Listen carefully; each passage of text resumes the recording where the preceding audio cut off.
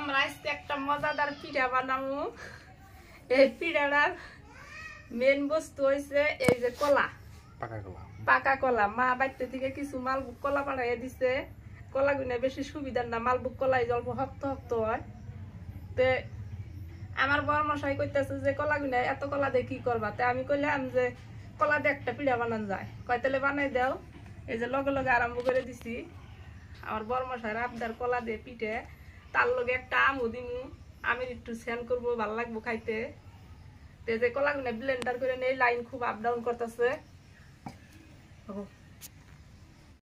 যে আমার মালভোগ কলা আর একটা আম দিয়ে আমি ব্লেন্ডার করে নিছি ভালো করে, চিনি দিয়ে মালভোগ কলা আর আম একটা আম দিছি, দিয়ে ব্লেন্ডার করছি।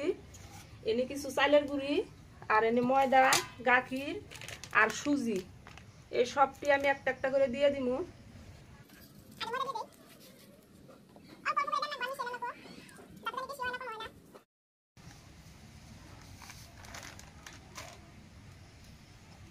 একটু লবণ,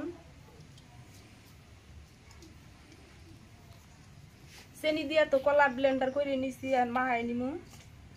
এরম করে বানায় কলা দিয়া তেলের পিঠা বানায় খাই দিয়ে খুব মজা লাগে খাইতে, আমার কাছে তো খুব ভালো লাগে।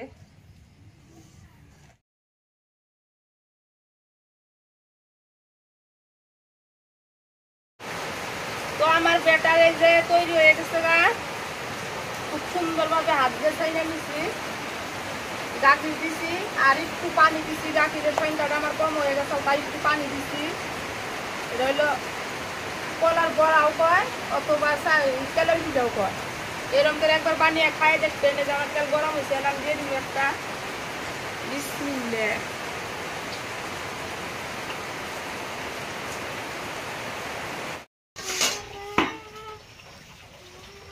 তো বন্ধুরা এই যে এরকম করে বানায় খাইয়া দেন। তো এই যে দেখেন কি সুন্দর ভাবে ফুলা ফুলা উঠছে। এই যে দেখতে কালারটা খুব সুন্দর। এই যে আমি কয়েকটা আরো বাইজা নিছি, এনে ধরো মোবাইলটা।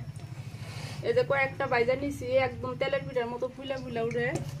তে ঘরে যদি কিছু পাকা কলা থাকে, যদি বাচ্চারা খাইতে না চায়, নষ্ট হয়ে যায়, তাহলে দেওয়ার দরকার নাই। এরকম করে দুই একটা উপকরণ দিয়ে ময়দা, সুজি, গাখির দিলেও পারেন, না দিলেও পারেন, পানি দিয়েও বানানো যায়। গাখির দিলে একটু মজা লাগে, তাই আমি গাখির দিছি। পাকা আম দিয়েও বানিয়ে খাই হারেন।